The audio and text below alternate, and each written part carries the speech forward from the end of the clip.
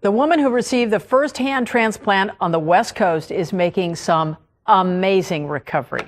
And Dr. Bruce talked with her today about how her life has changed.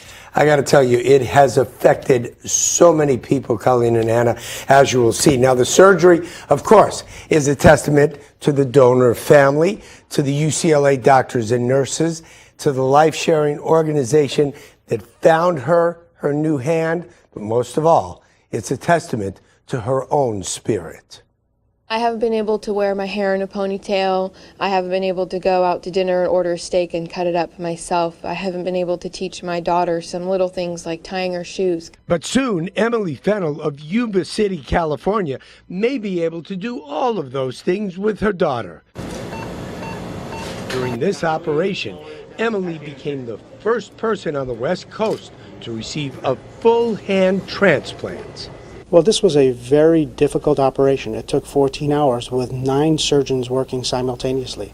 Not only are there 2 bones to repair, there's at least 3 nerves, 23 tendons, 2 arteries, and probably 4 or 5 veins to repair. Emily waited a long time for technology to reach the point where that was possible. Almost every single person who attended her news conference, from the donor family through the life-sharing organization to the numerous doctors and nurses, helped replace the hand she lost 5 years ago. It was June 11th of 2006. I was a front seat passenger in a rollover accident. My hand went out the sunroof when the car flipped and my hand was smashed between the pavement and the roof of the car. I waited 5 years, but it was a short 5 years given that I have a hand now. It's almost surreal that I didn't have a hand. Soon after the surgery, Emily was already holding objects and moving her fingers. She can expect to get up to 60% of the function of a non-injured hand. And that's pretty remarkable given the fact that she'll have sensation, which is something prosthetics don't provide. Look at her hand. If it were not for the ACE bandage, you might not know it was a transplant. The blood flow is so good. The pink color is the same as the other hand.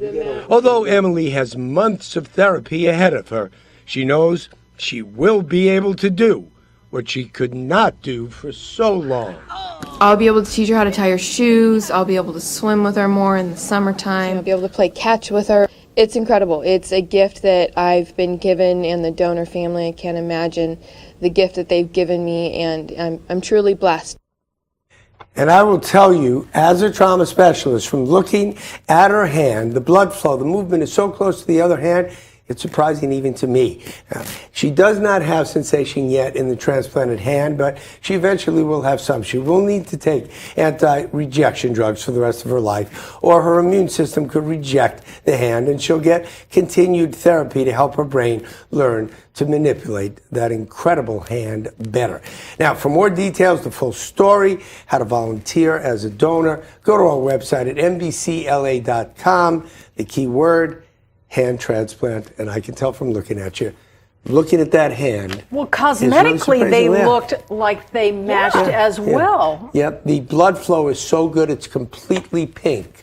Surprised even me, honestly. Now, you mentioned it was 5 years. 5 years. 5 years. So wouldn't you lose, like, nerve endings or sensation in that arm? More likely sensation, but they were able to sew motor function back, blood supply back. That's why you saw the color. In terms of the nerves, that may not come all the way back, but certainly it's better to do it fast. But to do it at all is incredible. If you touch her hand, does she feel that touch? Very, very little at this point. The doctor says it will get better. And not having sensation does interfere a little bit with function, but compared to a prosthesis, and she couldn't cut her steak, she couldn't tie her ponytail, she couldn't tie her kids' shoelaces, pretty much of an improvement over that. I was just looking at the function in her hand. You know, I've talked about this. My mom just broke her hand and was having trouble, you know, closing a fist, and she has so much more. You saw that first therapy. She was shaking a little bit. That was the very beginning. She was just getting used to it.